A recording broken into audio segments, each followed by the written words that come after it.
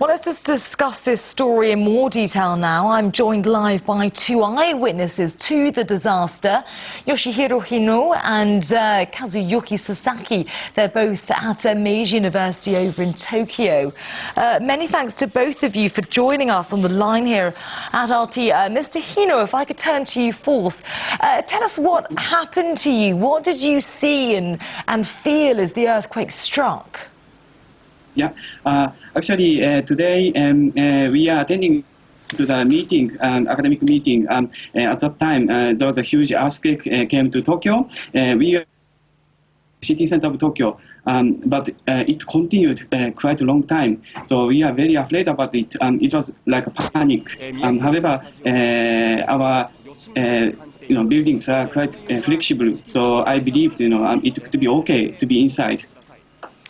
So, strong feelings there over in Tokyo, some distance though from where the earthquake actually struck. But turning now to your friend, Mr. Sasaki, how bad was the destruction that you saw?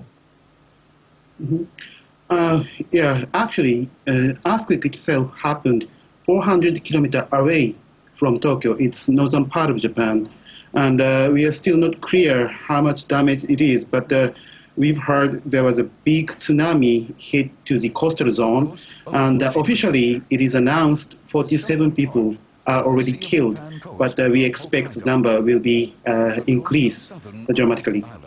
Well, indeed, that number does change all the time. The latest we heard that some at least 40 people have been killed, but that number expected to rise, as you mentioned. Mr. Hino, what's happening at the moment where you are? I was at the meeting. However, usually we expect the earthquake stops quite quickly, within 30 seconds. But it continues a couple of minutes, and then it continued several times in 1 hour. So we are very afraid because when next big earthquake will come, we never know. So we are very afraid about it, and also the people who are attending to the meeting, they are very scared. Well, you say you're rightly afraid about what could happen in the future. But Mr. Sasaki, do you trust the local authorities? Do you think they're doing all that they can to help you and other citizens like you? How are they reacting to what's happened? I think so far we are reacting properly. Actually, the place epicenter experienced the same types of earthquake 30 years ago. And Japan's government and many experts were expecting the frequency of the earthquake is like 30 years. So last time was 1978.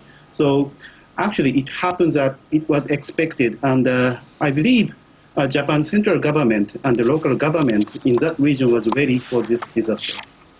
Well, of course, as you rightly point out, Japan does lie at the centre of the world's major seismic ring, so unfortunately disasters like this aren't unusual.